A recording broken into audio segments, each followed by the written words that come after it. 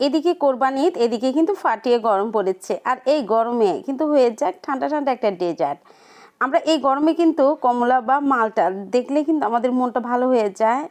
ঠান্ডা ঠান্ডা এর জুস খেতে এতটা ভালো লাগে, ফ্লেভারটাই যেন অনেক মানে অমৃতর মতো লাগে। তাহলে এবারকার ঈদে হয়ে যাক এই অরেঞ্জ দিয়েই নতুন একটা ডেজার্ট আইটেম। এটা হয়তো তোমরা কখনো খাওনি, আর এই ডেজার্টটা একবার খেলে এর প্রেমে পড়তে বাধ্য। এতটাই মজা, এতটাই ক্রিমি, আইসক্রিমের চাইতে অনেক বেশি টেস্টি।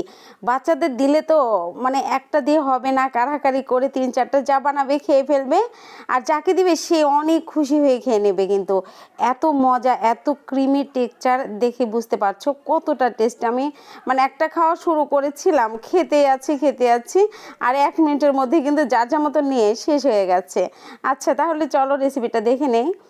প্রথমে যে 4টা মালটা নিয়েছি এখানে আমি, এটা অরেঞ্জ দিয়েও করা যায় বা মালটা দিয়ে, দুটার একটা হলেই হলো। মালটা ছিল, মালটা দিয়ে করে দেখাচ্ছি। দেখো যে এটা বেশ মিষ্টি, আর মালটাই হোক আর অরেঞ্জটাই হোক এটা মিষ্টি নিতে হবে। টক নিলে কিন্তু স্বাদটা খুব একটা ভালো আসবে না। মিষ্টি আমার এই মালটাটা ছিল। এই যে দেখো কীরকমভাবে ভিতরকার আঁশগুলো আমি ছাড়িয়ে নিচ্ছি, রস বের করে নেব। এটা থেকে শুধু এটা থাকবে, খোসাটা থাকবে। এই খোসার মধ্যেই কিন্তু আমি বানাবো। দেখো এই যে তোমরা যেভাবে পারো এভাবেই এই যে ভিতরকার আঁশগুলো এভাবে রস সহ ছাড়িয়ে নিয়ে তারপরে যে এরকমভাবে রেখে দিবে। এই তো আমি এভাবে সবগুলো করে নিচ্ছি। দেখো এই যে সবগুলো করে নিয়েছি। এই যে এতটুকু রস আমার হয়েছে, রসগুলো ছেঁকে নিচ্ছি। দেখো এ তো ছেঁকে নিয়ে এই যে শ্বাসগুলো ফেলে দেব আমি। এবার এই যে দেখো এটা রেখে দিচ্ছি, ফ্রিজে রেখে দেব, ঠান্ডা হয়ে যাক। এই শেলগুলো, অরেঞ্জ শেলগুলো ঠান্ডা করে নেব এখন ফ্রিজে রেখে।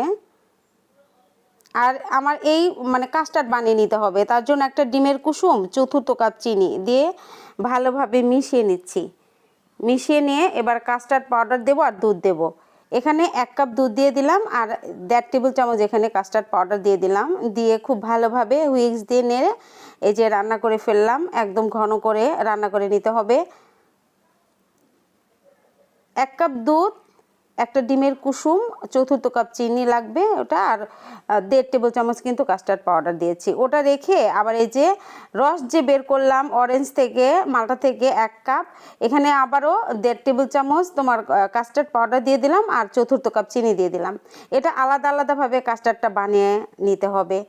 প্রথমে আলাদা আলাদা বানিয়ে নিয়ে তারপর ঠান্ডা হওয়ার পর আমি একসাথে মিক্সড করব। এ তো হয়ে গেছে, নামিয়ে রাখছি।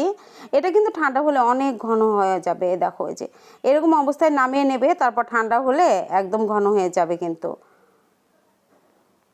দেখো এই যে ঠান্ডা হয়েছে, দেখো কতটা ঘন হয়ে এসেছে। এখন এই যে কাস্টার্ডটা বানালাম ওটা দিয়ে আর এই অরেঞ্জ কাস্টার্ড যে বানালাম, এই দুটা কাস্টার্ড একসাথে মিক্সড করব।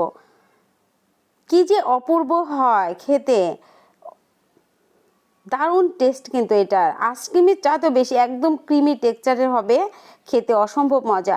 দেখো যে ফ্রিজ থেকে শেলগুলো বের করে নিয়ে তারপরে যে আবারও এই কাস্টার্ডগুলো এই সব শেলের মধ্যে দিয়ে দেবো সমান করে, উপচে যেন না পড়ে এদিকে খেয়াল রাখতে হবে। একটু মানে ফাঁকা রেখে কিন্তু জায়গা রেখে কিন্তু করতে হবে। এবারে যে উপরকার ঢাকনাগুলো দিয়ে ঢেকে নর্মাল ফ্রিজে রাখবো, ডিপে রাখবো না কিন্তু, নর্মাল ফ্রিজে 6 থেকে 7 ঘন্টা বা 5 ঘন্টা হলো রেখে তারপর দেখো যে কতটা ঘন হয়ে গেছে ভিতরে এই কাস্টার্ডটা, একদম ঘন হয়ে গেছে। এবার একটু ক্রিম দিয়ে সাজিয়ে দিচ্ছি, এটা হুইপ ক্রিম দিয়ে আমি সাজিয়ে দিচ্ছি। চাইলে তোমরা উপরে আইসক্রিম দিয়েও খেতে পারো, বেশ ভালো লাগে কিন্তু এরকম করলে। আমি হুইপ ক্রিম দিয়ে সাজিয়ে তারপর উপরে চেরি বা সুইট বল দিয়ে যে যেরকম পারো সাজিয়ে নেবে। দেখো এই যে চমৎকার স্বাদের নতুন এই ডেজার্টটা কি যে অপূর্ব আর কি যে খেতে মজা, যাকে খাওয়াবে তার মন প্রাণ একদম ভরে যাবে এই একটা শেল খেলে কিন্তু। আর একবার খাওয়া শুরু করলে আর থামতেই যাবে না, এতটা মজা। বাচ্চারা তো ভীষণ খুশি হবে, তার সাথে সাথে গেস্ট যারা আসবে দিলে ভীষণ খুশি হবে। আশা করছি রেসিপিটা তোমাদের কাছে অনেক বেশি ভালো লাগবে। আর রেসিপিটা সহজ মনে হলে, ভালো লাগলে আমার পেজটাকে ফলো করার অনুরোধ রইল। ঈদ মোবারক সবাইকে।